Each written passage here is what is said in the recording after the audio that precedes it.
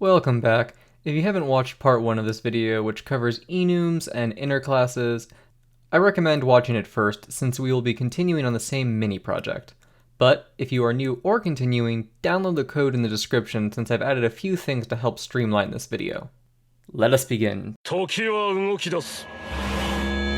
Thirdly, we're going to abstract our reality into a new dimension. This next spell is abstract classes. Abstract classes are the distilled power of inheritance. They say, other classes can spring forth from me, but I shall never exist on my own. There is no such thing as a Pokemon, merely a concept that is instantiated as specific variants. Abstract classes may have constructors because they can be used to enforce requirements on their descendants, but you may never call them directly. No summoning Cthulhu. They can have variables, since they describe any entity, and they can have methods, since an entity can perform an action. And, just like how classes can be abstract, so can methods. This just means they have no default implementation, but rather require their children to implement it. So let's make our Pokemon abstract by adding the word abstract. We will also remove the squiggly brackets on our evolve method and declare it abstract with a semicolon at the end. Since not all Pokemon necessarily evolve, but evolving is inherent to being a Pokemon. Similarly, make say name abstract, because no Pokemon ever says Pokemon. Every type has its own name. And I've provided the level up method already. After you've done that, let's also make the builder abstract, and the build method inside of it, since there's no longer a Pokemon object to return. Note that I have made the variables protected since last time, so that they can be accessed by any subclass builders we make in the future. Now, we're going to modify the 3 Pokemon classes, Squirtle, Wartortle, and Blastoise. All 3 of these classes already extend Pokemon, and they also have builders which extend the Pokemon.builder, and return the new correct Pokemon type. Now let's look at the methods. SayName has already been updated as well to the correct system.out.println, Squirtle, Wartortle, Blastoise, but level up and evolve are missing, and since evolve is not implemented, that's actually a bit of a problem since non-abstract classes must implement abstract methods from the parent class. For now, let's worry about level up. In Blastoise, it's fine as it is, but Squirtle and Wartortle evolve when they hit a certain level, right? So, starting with Squirtle, let's add an @override public void level up, then we're going to use a new keyword super.levelup.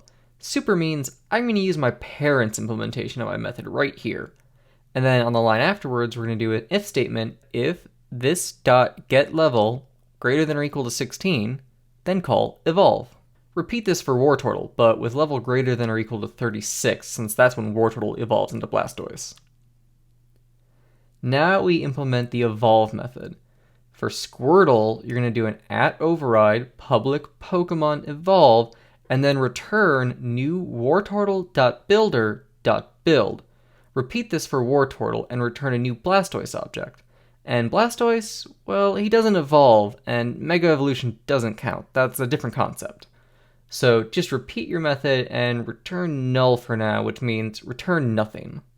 And last but not least, return to the advanced classes test and change the new Pokemon.builder to new Wartortle.builder, since Pokemon's abstract now and we can't actually use it. And when you run the code, everything will work just like before. And look at that! You now have a completely fleshed out abstract class with concrete, as they're called, implementations. This is a fairly elegant implementation given how simple we're keeping it. But there is still one more quirk to iron out. This weird evolve returns null to Blastoise. Evolving is inherent to Pokemon, but not all Pokemon do it, just most of them. And it's kind of awkward to force all Pokemon that don't evolve to have this weird return null.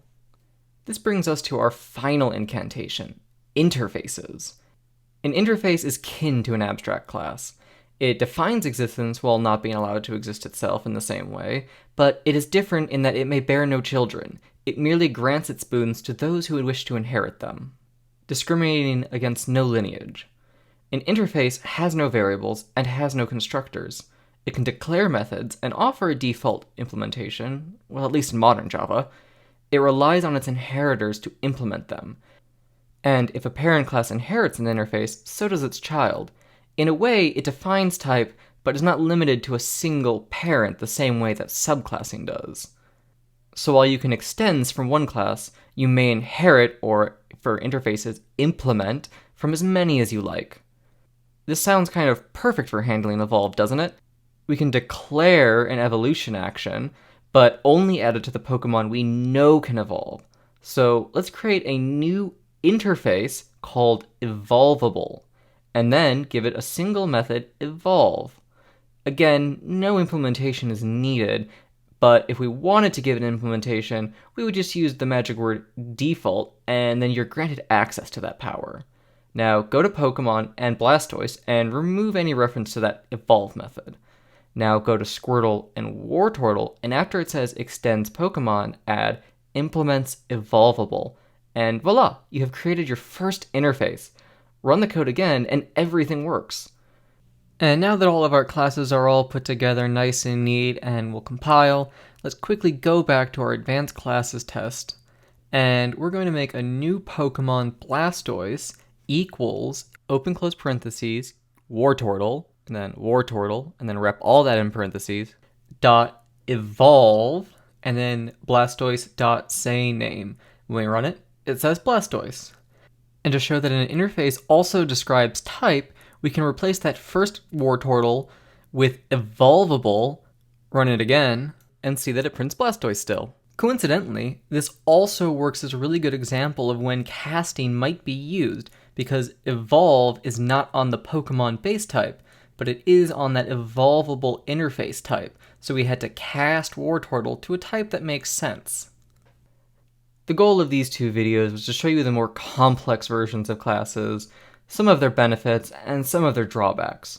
Before you use any of them, think, does this make sense to use here? Or do I have a hammer so everything looks like a nail? Like all good things, moderation is key. This is why developers will spend a week designing something before even thinking about implementing it. We want to make sure we are writing reusable code that works now, will work in the future, and won't make life harder at any point in between. Like, subscribe, and comment below what you want to see next or topics you'd like to know more about.